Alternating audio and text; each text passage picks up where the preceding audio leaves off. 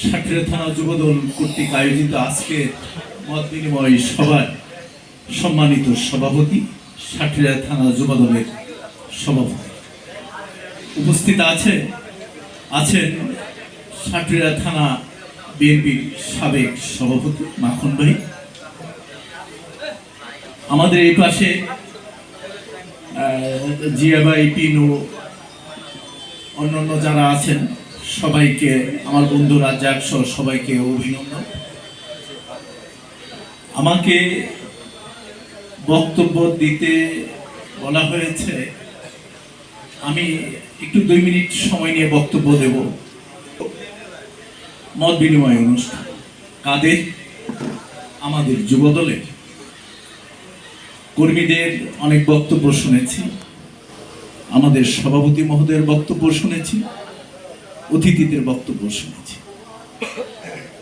আমি আমার মূল কথায় যাওয়ার আগে এই মঞ্চে যারা উপস্থিত আছেন যুবদলের নেতৃবৃন্দ, আপনাদেরকে বিনীতভাবে অনুরোধ করছি, আপনারা আপনাদের মাঝে কথা বলে সবার সৌন্দর্য নষ্ট করবেন না।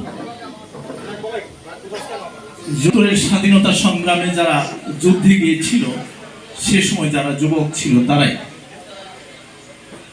91-এর এরশাদ বিরোধী আন্দোলনে সবচেয়ে বেশি ভূমিকা ছিল যুবকদের।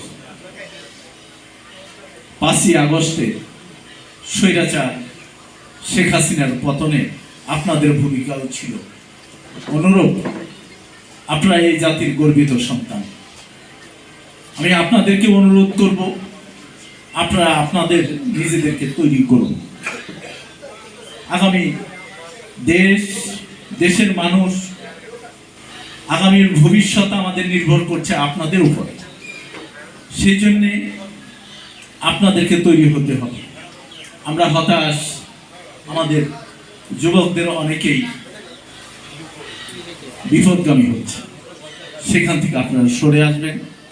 আপনারা আপনাদের পুরানো ঐতিহ্যে কথা ভুলবেন না।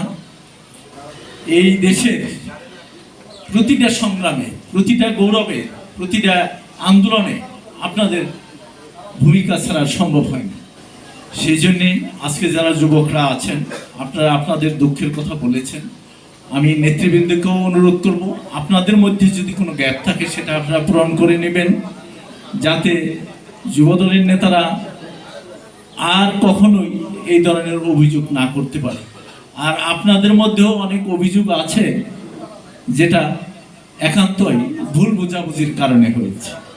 সেই জন্যেই আমি আপনাদেরকে বিনীতভাবে অনুরোধ করছি যে আপনারা এই ভুল বোঝাবুঝির থেকে আপনারা উঠে আসুন, সবাই আন্তরিক হন।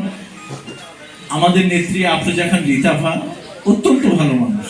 সারা দেশে 300 এমপির মধ্যে তার মতো একজন সজ্জন, সৎ, ভালো মানুষ দ্বিতীয়টা নয়।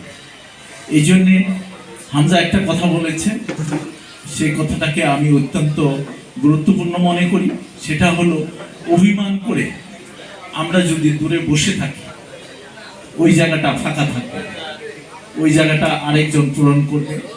সেই জন্য আপনারা কোনো অবস্থাতেই কোনো ফাঁকা জায়গা তৈরি হওয়ার সুযোগ দিবেন না। আর একটা বিষয় হলো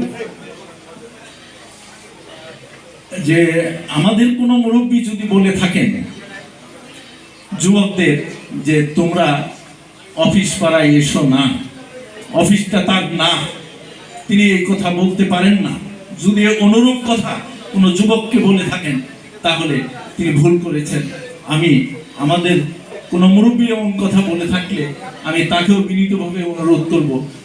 এই ধরনের কথার কারণে আজকে যুবকদের মধ্যে খুব সৃষ্টি হচ্ছে। তারা নিজেদেরকে আমাদের প্রতিপক্ষ মনে করছে। এই জন্য আমাদের ভুল ত্রুটি থাকলে আমরাও যেন ভালো হয়ে যাই। আর যুবকরা, ছোট ভাইরা, তোমাদেরকে আমি বিনীতভাবে অনুরোধ করব, আমাদের নেত্রী আফরোজা খান রিতাফা, তাকে আমরা বিব্রত না করি। কারণ সেদিন আপা আসছিলেন, তার সাথে একজন গুরুত্বপূর্ণ মেহমান আসছিলেন, দুর্যোগ মন্ত্রী।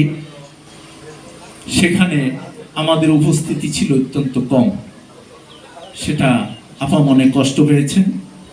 ভবিষ্যতে জানি এমনটা না হয়, আমাদের মধ্যে ভুল বোঝাবুঝি আর যেন না থাকে। আপনারা স্ব উদ্যোগে ভালো কাজগুলো করবেন, নিজেদের মধ্যে বিভ্রান্তি জানি সৃষ্টি না হয় সেদিকে খেয়াল রাখবেন। এই বলে আমি আপনাদেরকে করার এবং স্ব উদ্যোগে নিজেকে তৈরি করার অনুরোধ রেখে আমি আমার বক্তব্য শেষ করছি। সবাই ভালো থাকবেন। আসসালামু আলাইকুম।